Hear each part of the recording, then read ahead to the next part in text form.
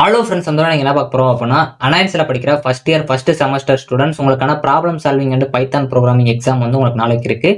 So இப்போ வரைக்கும் எல்லாருமே எக்ஸாமுக்கு நல்லா ப்ரிப்பேர் பண்ணிட்டு இருப்பீங்க.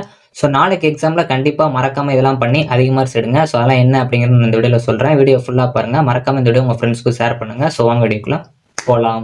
ஓகே ஃப்ரெண்ட்ஸ், ஃபர்ஸ்ட் எடுத்து பார்த்தீங்க அப்படின்னா, அனாயன்ஸில் படிக்கிற ஃபர்ஸ்ட் செமஸ்டர் ஸ்டூடெண்ட்ஸ் உங்களுக்கான GE3151 problem solving and python program exam வந்து உங்களுக்கு நாளைக்கு இருக்கும். ஸோ கண்டிப்பாக இப்போ வரைக்கும் எல்லாருமே எக்ஸாமுக்கு நல்லா ப்ரிப்பேர் பண்ணிருப்பீங்க. ஸோ இனிமேல் வந்து ப்ரிப்பேர் பண்ணுவீங்க.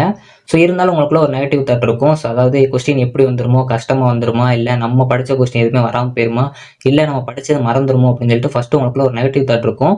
ஸோ யாருமே நினைக்காதீங்க, கொஸ்டின் எப்படி வந்தாலும் நம்ம பாசிட்டிவ் அட்டன் பண்ணலாம்னு ஃபஸ்ட்டு நீங்கள் ஒரு பாசிட்டிவ் திங்கிங் வச்சுக்கோங்க. கொஸ்டின் ஈஸியாக தான் வரும், கொஸ்டின் ஈஸியாக தான் வரப்போகுது அப்படிங்கிற ஒரு பாசிட்டிவ் திங்கிங் எப்பயுமே நினச்சிட்டே இருங்க. ஸோ அதே மாதிரி கொஸ்டின் எப்படி வந்தாலும் நம்ம பார்த்துக்கலாம், ஈஸியாக வந்து நம்ம அட்டன் பண்ணிடலாம், போல்டாக வந்து ஃபேஸ் பண்ணிடலாம் அப்படிங்கிற ஒரு கான்ஃபிடன்ஸ் வச்சுக்கோங்க. ஸோ ஃபஸ்ட் எடுத்தோன்னே பார்த்தீங்க அப்படின்னா, கொஸ்டினை நல்லா ரீட் பண்ணுங்க. என்ன கொஸ்டின் கேட்டிருக்காங்க அப்படிங்கிற ஃபஸ்ட்டு நல்லா பாருங்க. ஏன்னா நீங்கள் படிச்சுட்டு போன கொஸ்டின் நினச்சிட்டே வந்து அவங்க ஒரு கொஸ்டின் கேட்டிருப்பாங்க. நீங்கள் ஜஸ்ட் லைட்டாக வந்து கொஸ்டினை பார்த்தோன்னே இதான் கேட்டிருக்காங்க அப்படின்னு சொல்லிட்டு அவசரத்தில் நீங்கள் படித்த கொஸ்டின் எழுதி வச்சிருவீங்க. ஸோ அதனால் ஃபஸ்ட்டு வந்து கொஸ்டினை ஒரு 4 தடவை ரீட் பண்ணுங்க. ஏன்னா அவங்க என்ன ப்ரோக்ராமிங் கொஸ்டின் கேட்டிருக்காங்க, ஸோ அதே மாதிரி ப்ரோக்ராமிங் கொஸ்டினுக்கு முன்னாடி மேலே வந்து அதோட எக்ஸ்ப்ளனேஷனும் கேட்டிருக்கலாம். ஸோ அதனால் வந்து அதை ஃபஸ்ட்டு நீங்கள் டிஃபைன் பண்ணிட்டு தான் வந்து ப்ரோக்ராம் எழுதுகிற மாதிரி இருக்கும். ஸோ இல்லை அதுக்குரிய எக்ஸாம்பிள் கூட கேட்டிருக்கலாம். ஸோ இல்லை ஃபஸ்ட்டு கொஸ்டின் நல்லா ரீட் பண்ணுங்கள். ஸோ அதே மாதிரி அனெக்சர் பொறுத்த வரைக்கும் உங்களுக்கு 3 இடத்துல டிக் பண்ணுற மாதிரி இருக்கும். ஃப்ரண்ட்டில் ஒரு சைடும் பேக்கில் 2 சைடும் டிக் பண்ணுற மாதிரி இருக்கும். ஸோ அதை கரெக்டாக டிக் பண்ணுங்கள். நிறைய பேர் வந்து ஃப்ரண்ட்டில் மட்டும்தான் டிக் பண்ணிட்டீங்க. ஸோ அதே மாதிரி எதுவும் சப்டிவிஷன்ஸ் இருந்துச்சு அப்படின்னா ஃப்ரண்ட்டில் டிக் பண்ணுறதோட சரி உள்ளே வந்து சப்டிவிஷன்ஸ் கரெக்டாக போட்டிருக்கீங்களா அப்படிங்கிறத பாருங்கள். கொஸ்டின் நம்பர் வந்து எப்பயுமே கரெக்டாக போகிறீங்களான்னு ஒருக்கா செக் பண்ணிக்கோங்க. ஸோ அதே மாதிரி நாளைக்கு என்னென்ன பொருள்லாம் தேவையோ அதெல்லாம் எடுத்து வச்சுக்கோங்க. ஹால் டிக்கெட், உங்களுக்கு ஸ்கேலு, பென்சில், எரேசர், இல்லாட்டி உங்களுக்கு பிளாக் லெட் இதெல்லாம் தேவையோ ஸோ அதெல்லாம் கரெக்டாக வந்து எடுத்து வச்சுக்கோங்க. ஸோ இப்போ நீங்கள் ஒரு பஸ்லேயோ ட்ரெயின்லேயோ போக போகிறீங்க அப்படின்னா கண்டிப்பாக வந்து ரீச்சிங் ஸ்பாட்டோட டைமை வந்து ஃபஸ்ட்டே நீங்கள் கால்குலேட் பண்ணி வச்சிருப்பீங்க. இவ்வளோ நேரத்துக்குள்ளே போயிடலாம் அப்படின்னு சொல்லிட்டு. ஸோ அதே மாதிரி தான் நீங்கள் ஒரு எக்ஸாம்பிளுக்குள்ளே போக போகிறீங்க அப்படின்னா இந்த கொஸ்டின் நம்ம இவ்வளோ நேரத்துக்குள்ளே முடிச்சிடலாம். ஸோ டோட்டலாக ஓவராலாக இந்த எக்ஸாம் வந்து நம்மளால் வந்து இவ்வளோ நேரத்துக்குள்ளே கம்ப்ளீட் பண்ண முடியும் அப்படின்னு சொல்லிட்டு ஃபஸ்ட்டே ஒரு டைம் கால்குலேஷன் பண்ணிக்கோங்க. ஸோ அதே மாதிரி ஒரு பிளானிங் வச்சுக்கோங்க. ஒரு கொஸ்டினை எவ்வளோ நேரத்துக்குள்ளே எழுதலாம், ஸோ எந்த மாதிரி வந்து ப்ரெசன்டேஷன் பண்ணலாம் அப்படிங்கிறதுக்கெல்லாம் ஃபஸ்ட்டே ஒரு பிளான் பண்ணி வச்சுக்கோங்க. ஸோ அதே மாதிரி லாஸ்ட் வந்து ரீசெக்அப் பண்ணுறதுக்கு ஒரு டைமிங் வந்து ஒதுக்கி வச்சுக்கோங்க.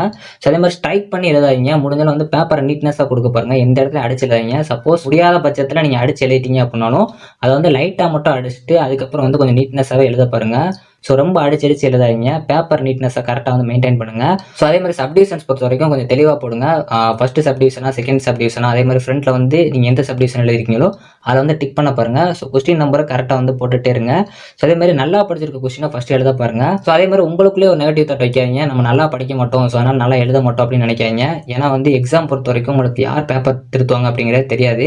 ஸோ ஆனால் நீங்கள் எப்படி படிப்பீங்க அப்படிங்கிறது உங்கள் பேப்பரில் நீங்கள் எழுதியிருக்க கண்டென்ட் பொறுத்தா இருக்குது. ஏன்னா நீங்கள் வந்து நல்லாவே படிக்கல அப்படின்னாலும் நீங்கள் படித்ததை வச்சு எழுதிங்க அப்படின்னா நல்லா படித்தவங்கள விட நீங்கள் அதிக மார்க்ஸே எடுக்கலாம். ஸோ அதனால் வந்து எப்பயுமே வந்து உங்களுக்குள்ளே ஃபஸ்ட்டு ஒரு கான்ஃபிடன்ஸ் வச்சுக்கோங்க, நம்மளால் முடியும் அப்படின்னு சொல்லிட்டு.